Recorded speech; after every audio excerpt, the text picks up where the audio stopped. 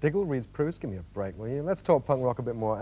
As a piece of our past, it has less potency today perhaps than a couple of years ago, because at least now the present is worth living in. And to the lady at that meeting the other night who hates the late 80s, I'm sorry, love. But it's still worth taking a major look at this wonderful new book, Lipstick Traces. It's got a picture of Johnny on the front, but it's about much, much, much, much, much more. I go where the story takes me. I heard Anarchy in the UK in Berkeley, thousands of miles away from where it was made, and if it hit other people harder than it hit me, if other people listen to it longer than I listen to it, I haven't met them yet. That was one of the great things about the Sex Pistols and about punk. That music traveled. That music traveled in an instant, and it traveled as far as I can tell with all of its force. When I began to chase down the music because I wanted to know, why is this stuff so powerful? Why is it so fine? Why is it so strong? Why is it affecting so many people? The story led me to people I'd never heard of. People in France, people all over Europe, people from the time of just after the Second World War up through the 50s and 60s, and then back again all the way to medieval heretics I'd really never heard of. I mean, the story I tell in this book is a long, complicated, I think good story, and has many twists and turns. But one of the things it's absolutely about centrally is a heretical tradition, or more than a heretical tradition, a heretical voice. Sometimes comes out in songs, sometimes comes out in political manifestos, sometimes comes out in acts, but it all goes back to people who were religious heretics in the Middle Ages, people like the Brethren of the Free Spirit, people like the Ranters here, a little later than the Middle Ages.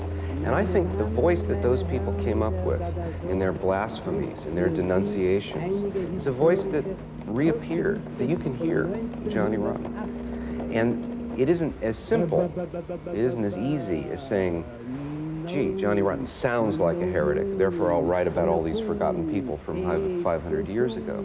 But you find that the things those people did centuries and centuries ago, the things they wrote, had a life, even though they were suppressed, even though books were burned, even though people were burned. Their ideas had a life, and they kept creeping through time until they began to turn up after the Second World War in the writings of political dissenters, anarchists, the Situationists. Same ideas. The names of the people even began to be referred to once again and talked about.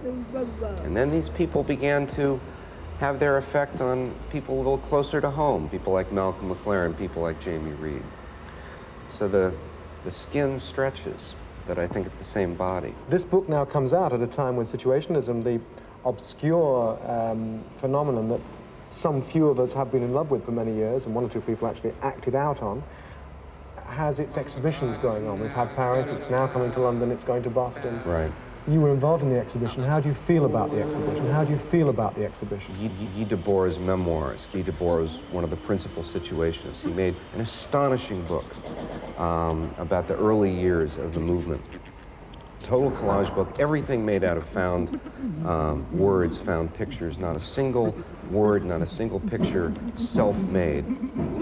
You can take a book like that, and you can open it to a couple of pages, and put it under glass, and keep it away from anybody who might want to see what's really in it. Well, unfortunately, that's what the exhibition does. I am an antichrist. I am an anarchist. Don't know what I want, but I know what I get. I want to destroy.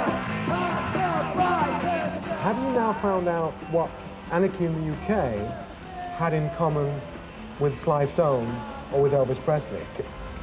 You've now found out what Anarchy in the UK had in common with European Revolution. But right. What about that? What about that element? I don't know that I have. I think that's a real slippery question, maybe too slippery for me. What I found was that there was a no in the Sex Pistols' music, a negative, a refusal that was enormously strong and enormously deep. And I didn't find any real parallels in other kinds of rock and roll with that. That's why it led me away from rock and roll into European political traditions, religious traditions, heretical traditions, anarchist traditions.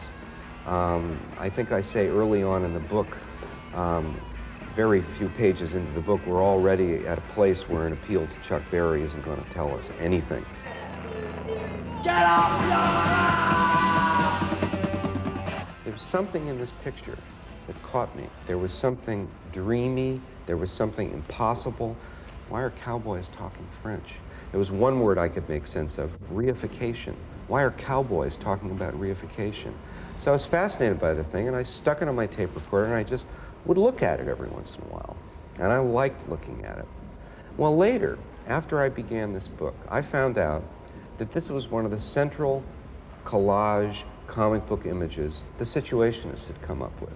And in this little dialogue between two cowboys, which came from a novel by Michel Bernstein, who was a Situationist, was almost the entire Situationist critique of the modern world, of leftist politics. And what they were saying was, one cowboy says to the other, "What's your scene, man?" "Reification." "Hey, I guess that means lots of hard work, a lot of big books, big table, a lot of paper spread out." He says, "No, man, I drift. I just drift." And that, exactly. And that turned out to mean, no, there's another way through all the structures of oppression, all the structures of false consciousness that confuse us, put us to sleep. Just start walking down the street with your eyes open. Pay attention to what you see. And remember it. You don't have to have a pile of books. You don't have to join a group. You have your own story about this. I've heard it. You don't have to be alienated in a struggle to escape or to defeat or to overthrow alienation. That's what the Situationists were saying to me.